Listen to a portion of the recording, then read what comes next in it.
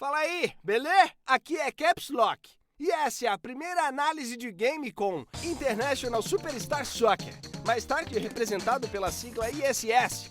Não é imposto sobre serviço. Foi o início da mais bela franquia de jogos de futebol da era 16 bits, lançado originalmente para o Super Nintendo em 1994. Por curiosidade, o jogo no Japão se chamava World Soccer, né? Perfect Eleven. Eita, nome difícil para uma capivara falar. O que pouca gente sabe é que ISS é baseado em um jogo da Konami para o Super Nintendo chamado Konami Hyper Soccer. Como sabemos que esse jogo é relativamente raro e iria rolar uma grande curiosidade, tá na tela um trecho da gameplay.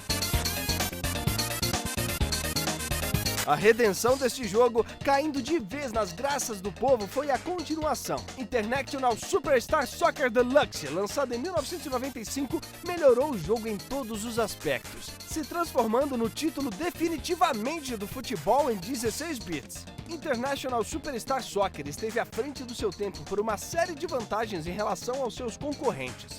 Primeiro, essa foi a primeira vez onde lançaram jogadores com gráficos personalizados.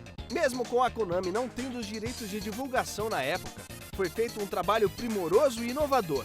Mesmo com limitações, era possível identificar alguns figurões da época, como Roberto Baggio, da Itália, Valderrama, da Colômbia e sua vasta cabeleira. Segundo, identificação de número nas camisas. Eu sei, parece piada. Mas esse foi o primeiro jogo que veio com identificação nas camisas e ficou bem mais interessante enxergar o posicionamento de seus jogadores. Terceiro quesito, narração ao invés de somente um grito de gol. Até então, só tínhamos vozes em jogos de futebol para o grito do gol. ISS iniciou e Deluxe melhorou esse processo, comentando as jogadas que iam acontecendo. Nada que se pareça com as narrações lance a lance atuais, mas foi um salto gigantesco comparado aos que se tinha na época. Quarto quesito, jogabilidade mais realista mantendo a diversão e gráficos melhores. Pode-se dizer tranquilamente que ISS e depois ISS Deluxe iniciaram a era de jogos de futebol com jogabilidade realista.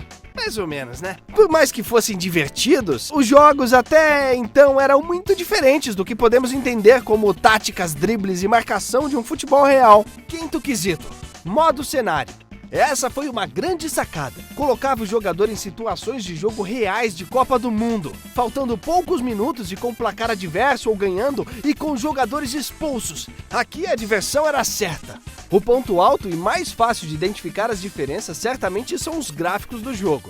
Uma qualidade maravilhosa que só enalteceu o trabalho da Konami na época. Tamanho foi o sucesso de ISS que o game gerou um número enorme de cópias falsas e com narrações bizarras, principalmente feitas pelos nossos irmãos latinos. No Brasil saíram Futebol Brasileiro 96, Ronaldinho Campeonato Brasileiro 98 e Campeonato Brasileiro 99, além das versões peruanas e argentinas localizadas em alguns casos de forma bem tosca.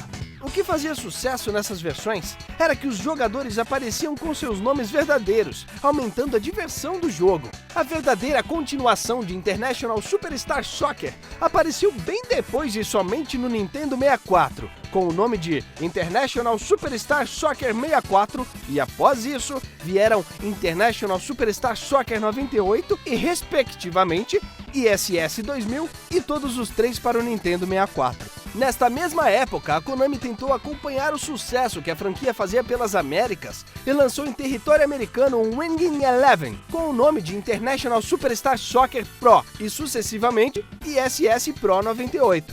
Isso causou revolta em muitos gamers amigos meus, pois eles pagaram o jogo achando que teriam a mesma versão do Nintendo 64 em seus consoles, o que só aconteceu bem depois. Porém, nesta época, a série Wing Eleven já havia caído nas graças dos usuários de PlayStation 1, o que fez com que o desempenho do ISS no PS1 fosse bem mais baixo do sucesso que ele tinha nos consoles da Nintendo. Isso também causou uma confusão danada na cabeça de vários jogadores. Muitos pensam que o PES, que temos hoje em dia, é sucessor do ISS, e não é!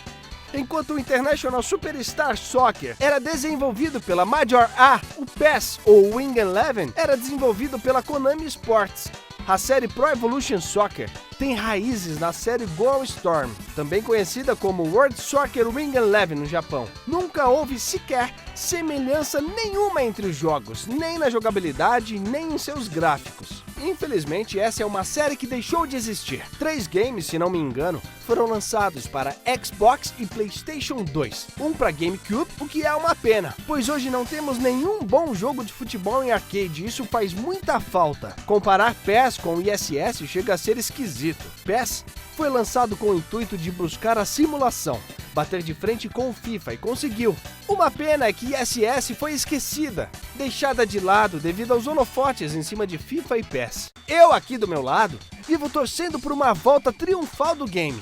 Acho difícil, pois o caminho adotado pela Konami foi o de simulação mesmo. Não é só uma questão de desenvolvimento não, o foco é completamente diferente entre jogabilidade e tudo mais. Tivemos ISS em 3D, mas após o Nintendo 64, nenhuma delas fez grande sucesso. Acho que isso foi fundamental para que a Konami deixasse de lado esta franquia que tanto amava e continuasse apenas com o PES.